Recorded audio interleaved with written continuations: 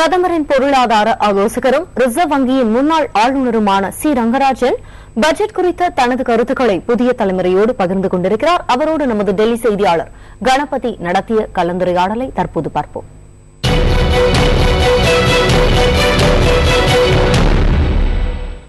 இந்த நிதிநிலை அறிக்கையோட மிகவும் முக்கியமான அம்சம்னு நீங்க கருதுறது என்ன?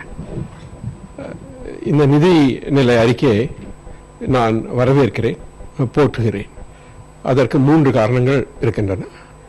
ஒன்று, பிஸ்கல் டெபிசிட் அடுத்த ஆண்டில் 4.8% குறைக்கப்பட்டுள்ளது. இது நிதி மந்திரியின் பிஸ்கல் கன்சாலிடேஷனை பற்றி அவருக்கு உண்டான கமிட்மெண்ட்டை வெளிப்படுத்துகின்றது. இரண்டாவது, சேமிப்பை அதிகமாக்குவதற்கு பல வழிகளை எடுத்துக்காட்டியிருக்கிறது இந்த நிதிநிலை அறிக்கை. மூன்றாவதாக, முதலீடு அதாவது இன்வெஸ்ட்மெண்ட் இன்னும் அதிகமாவதற்கு பல உத்திகள் தெரியப்படுத்திட்டு இருக்கின்றன. பல மெஷர்ஸ் எடுத்துக்காட்டியிருக்கிறார். அதில் முக்கியமாக உள்ளது இன்வெஸ்ட்மெண்ட் அலவன்ஸ்.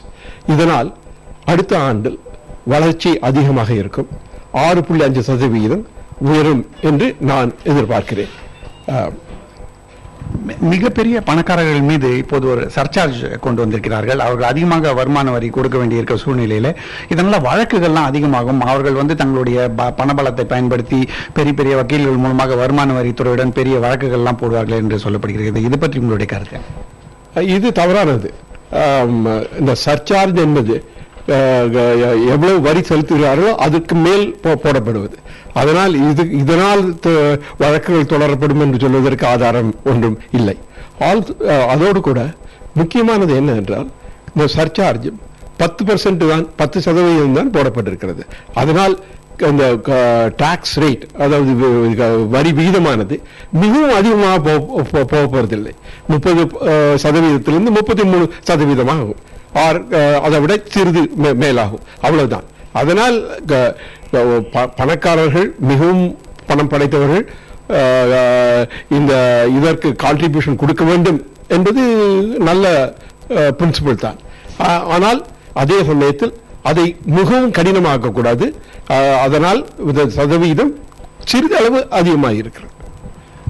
அடுத்தபடியாக மிக முக்கியமான விஷயம், பிஸ்கல் கன்சாலிடேஷன் பத்தி சொல்லியிருந்தீங்க. ஆனா அரசோட செலவு பெரிய அளவுல குறைக்கப்படலை. அப்படி இருக்கும்போது தொடர்ந்து பிஸ்கல் டெபிசிட்டோட இந்த டார்கெட் எல்லாம் வருஷம் மீஞ்சியே போயிட்டு இருக்கு. அதே மாதிரி இந்த வருஷம் ஆகுமோன்னு ஒரு பயம் இருக்கு. அதை பத்தி உங்களுடைய கருத்து? இந்த வருஷம் பிஸ்கல் டெபிசிட் மிகவும் அதிகமாக இருக்கும் என்று எல்லோரும் பயந்தார்கள். ஆனால் நிதிநிலை அறிக்கைப்படி இந்த வருடம் 5.2% தான் இருக்கிறது. அதே போல அடுத்த ஆண்டிலும் வருமானத்தை தகுந்தவாறு செலவும் இருக்கும். அடுத்த ஆண்டில் பிஸ்கல் டெபிசிட் நிச்சயமாக 4.8% குறைக்கப்படும். அதில் சந்தேகமில்லை.